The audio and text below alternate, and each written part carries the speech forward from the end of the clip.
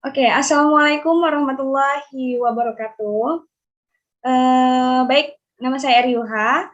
Di sini saya akan presentasi tentang proposal penelitian dengan judul saya yaitu pengaruh aktivitas belajar siswa terhadap proses pembelajaran pada mata pelajaran ekonomi di SMAN 1 Rumbio Jaya.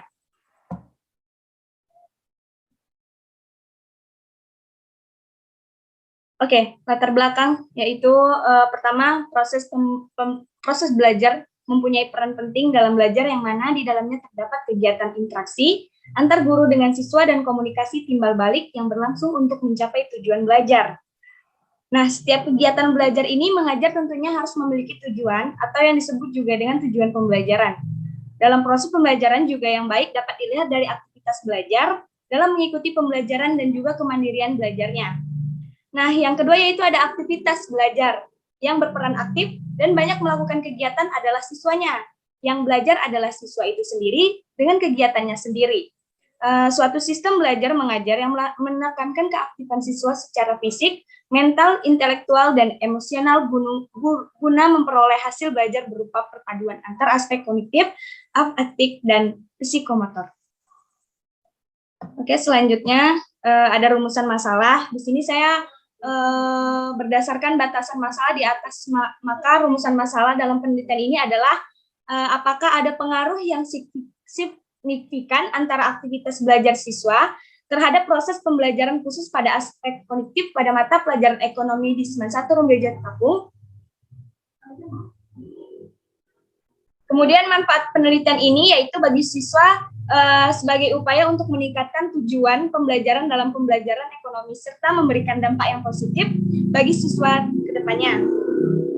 Nah, yang kedua yaitu bagi sekolah sebagai bahan pertimbangan dalam rangka memperbaiki pembelajaran untuk meningkatkan kualitas pendidikan.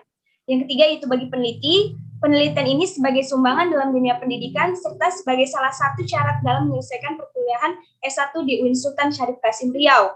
Yang terakhir itu bagi guru. Nah, bagi guru ini, penelitian ini diharapkan dapat membantu dan mempermudah pengambilan tindakan perbaikan untuk selanjutnya dalam meningkatkan kualitas pembelajarannya.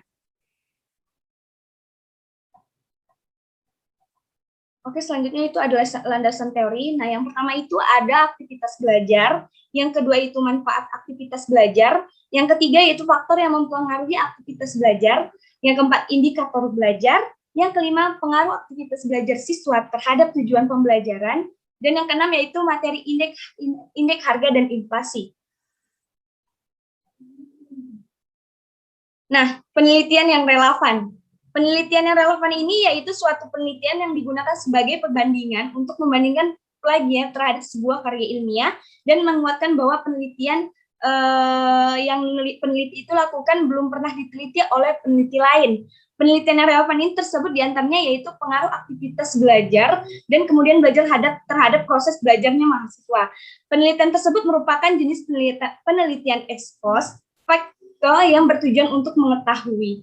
Yang pertama yaitu mengetahui aktivitas belajar terhadap prestasi belajar mahasiswa. Yang kedua itu ada pengaruh kemandirian belajar terhadap prestasi belajar mahasiswa. Dan yang ketiga itu pengaruh aktivitas belajar dan kemandirian belajar terhadap prestasi belajarnya siswa.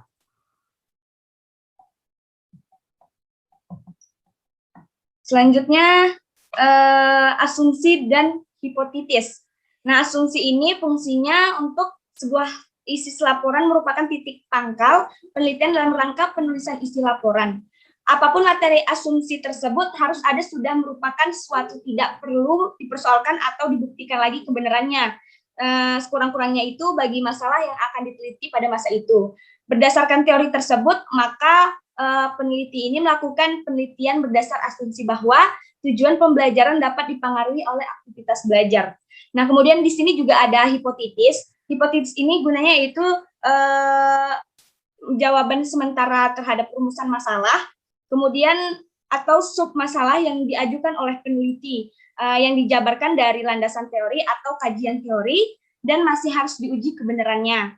Adapun hipotesis yang diajukan dalam penelitian ini dapat dirubah menjadi hipotesis alternatif HA dan hipotesis nihil HO. Oke, itu saja presentasi dari saya. Bila ada kata salah, mohon maaf. Wabillahi taufiq wal hidayah. Wassalamualaikum warahmatullahi wabarakatuh.